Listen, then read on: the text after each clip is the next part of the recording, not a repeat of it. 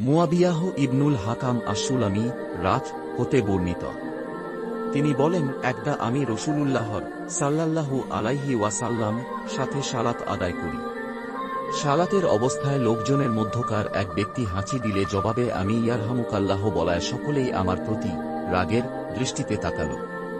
তখন আমি মনে মনে বললাম, তোমাদের মাতা তোমাদেরকে হারাক, তোমরা আমার দিকে এভাবে দৃষ্টি নিক্ষেপ করছো কেন?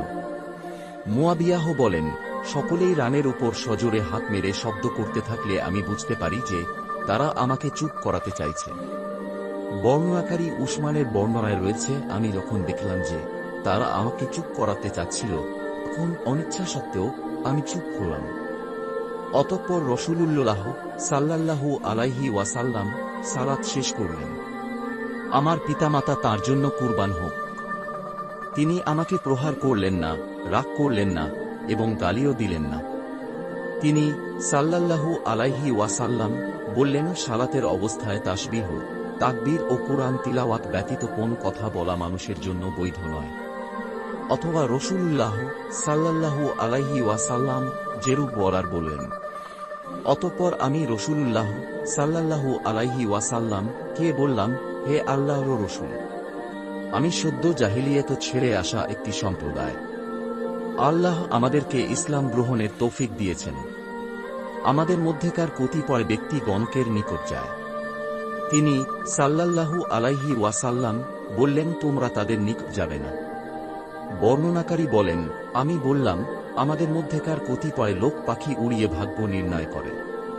তিনি সাল্লাল্লাহু আলাইহি ওয়াসাল্লাম বললেন, এটা তাদের মনগড়া কাজ, এরূপ কুসংস্কার যেন তাদেরকে তাদের কাজ থেকে বিরত না রাখে।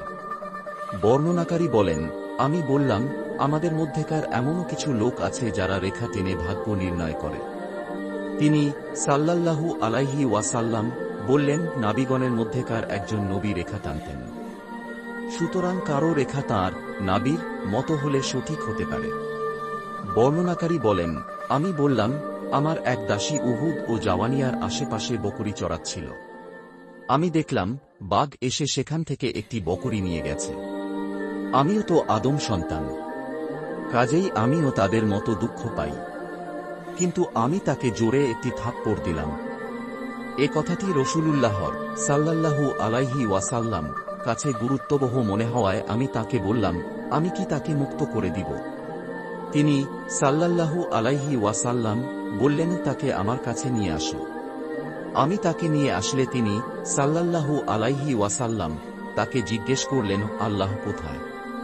সে জবাবে বলল, আকাশে। তিনি সাল্লাল্লাহু আলাইহি ওয়াসাল্লাম তাকে জিজ্ঞেস করলেন, আমি কে? সে জবাবে বলল, আপনি আল্লাহর রাসূল। তখন রাসূলুল্লাহ সাল্লাল্লাহু আলাইহি ওয়াসাল্লাম বললেন, তাকে আয়াত করে দাও, কারণ সে ঈমানদার মহিলা।